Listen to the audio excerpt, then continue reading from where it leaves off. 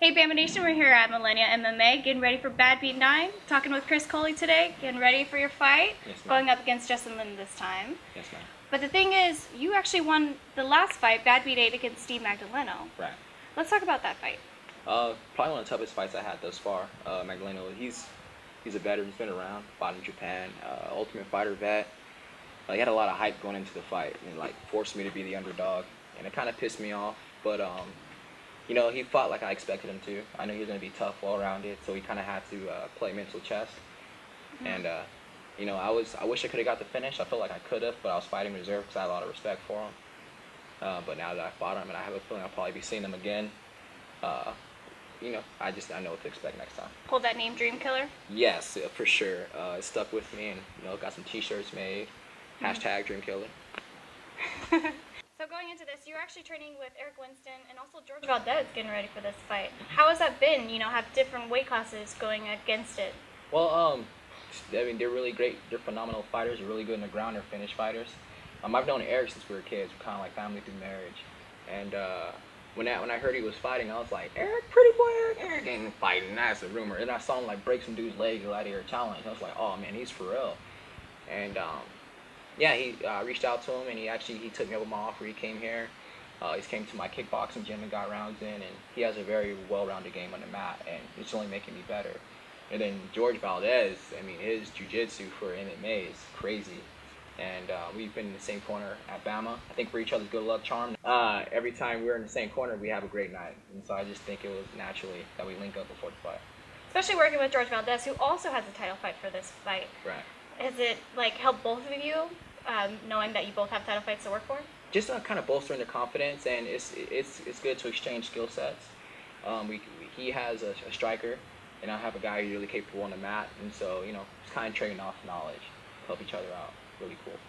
Well, it seems like you have two really good guys that you're training with that are also fighting for this card. Right. Looking forward to it, especially with Eric and George Valdez. They're both tough fighters as well.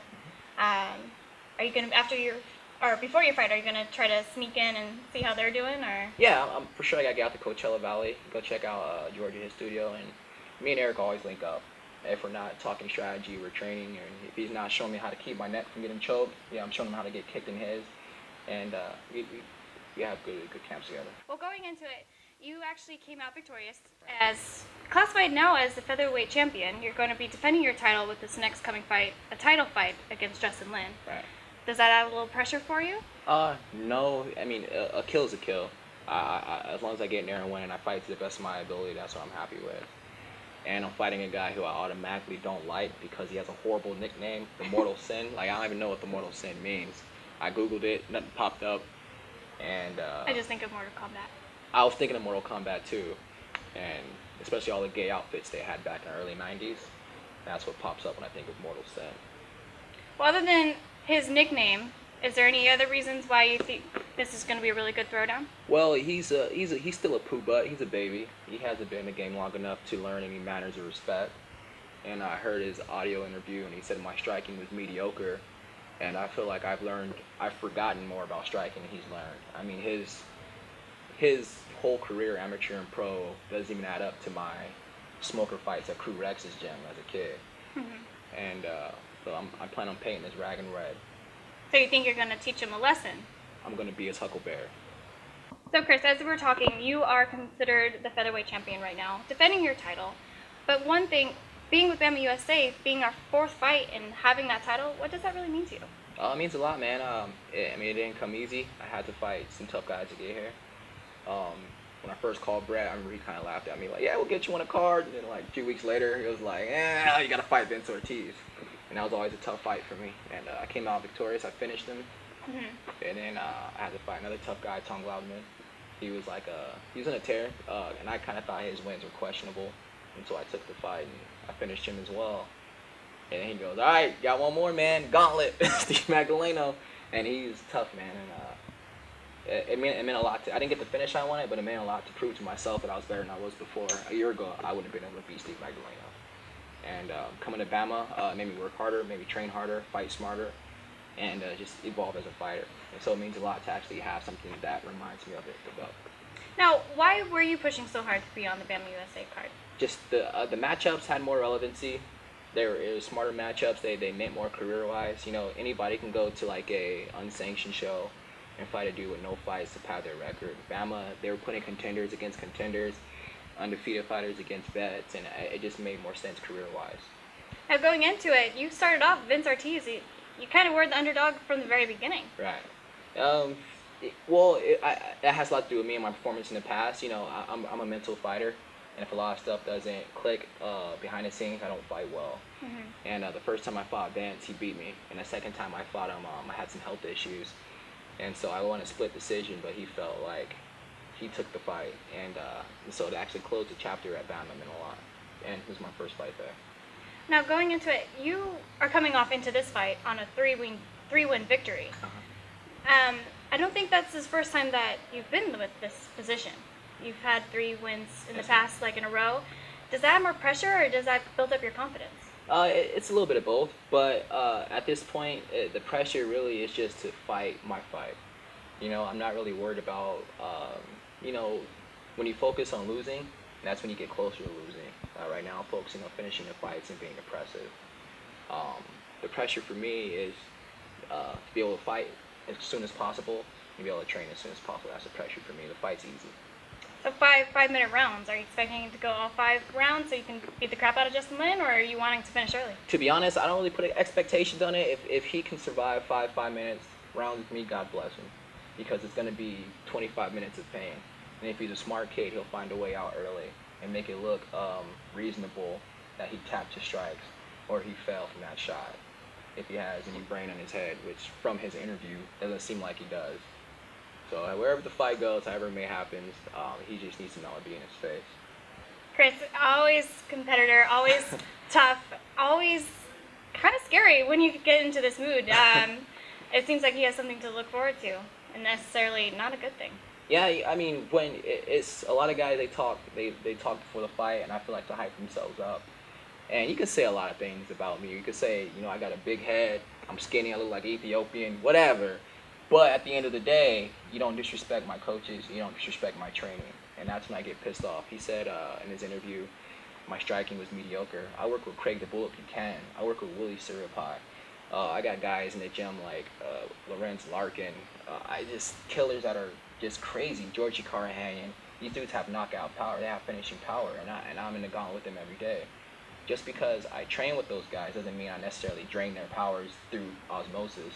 He feels because he trained with Team Tompkins, he's some kind of badass. But I beat up Canadian strikers before, and I beat up wannabe Canadian strikers before. This is America, okay? America? This is America. Okay. And Make sure I say that right. yeah, so I just really looking forward to a war, a stand-up war. He said he's gonna stand and bang. Let's stand and bang. All right, we're getting ready. We're less than a month away from Badbeat 9. Right. What is the most important thing for you with training coming up? Staying healthy and sticking to the game plan. My coaches here at Millennia MMA, they when they see the opponent, they have a game plan they want me to stick to. They know how I fight. They know what I like, what I don't like. They know what I'm improving on. They know what I need improvement on, and so they pretty much cover all my bases. All I gotta do is go out there and perform. Now, going into this against Justin Linn, what do you think is going to be your best advantage going in? I think the fact that I'm a veteran. I'm cagey. I've been in 5-round fights before, and the fact that he overestimates his own skill. Like Bane said in Batman, I think victory has defeated him. He's undefeated, so he feels like he can say or do whatever he wants, especially when it comes to a striker. I'm gonna try to beat his brains in.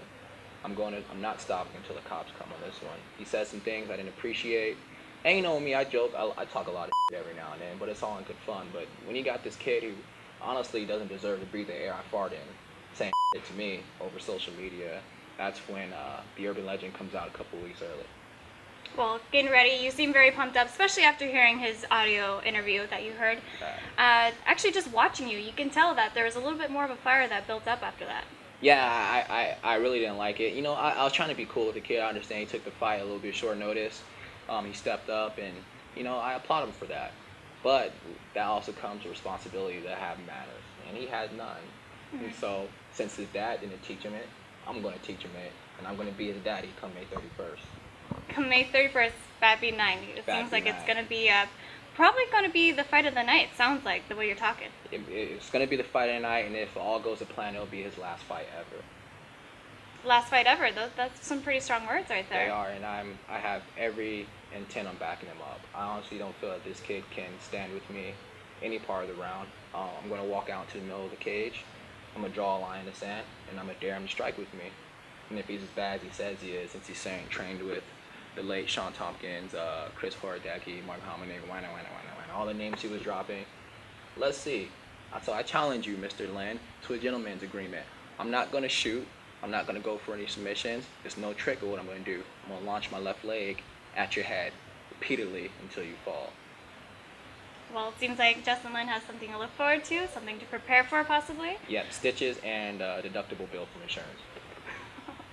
Oh my gosh, Chris Culley, you are such a firecracker. And going into this, you say that he can't really stand with you, but I want to ask, who's standing with you? Who are your sponsors and who's your teammates you're working with? Right now, still Creative Minds and Visions. They help me out a lot. Angel Rock and Sand as well. Fierce Fitness, they just hopped on board. Unbreakable Mouth Guards. And of course, Millennia Mixed Martial Arts. My kickboxing coach, Craig the Bullet Buchanan at Bullet Hole Muay Thai Gym. And my jiu-jitsu coach, Marcelo Mafra, Check Mat Jiu-Jitsu. And now we hear about your other guys that you're working with, but how can people start following you to get to know like how to work with you? Is there social media they can connect with? Yeah, you can hit me up on Facebook, facebook.com/Chris Culley, Instagram and Twitter, Urban Legend 145. All right, well, best of luck, Chris. Stay healthy with this less than a month away for Badbeat 9. Yes, ma'am. And looks like we're going to have a very upbeat fight coming up with you. Best of luck defending your championship with the featherweight division. So best of luck to you. And I will bring my belt home, and your O will go, Linn.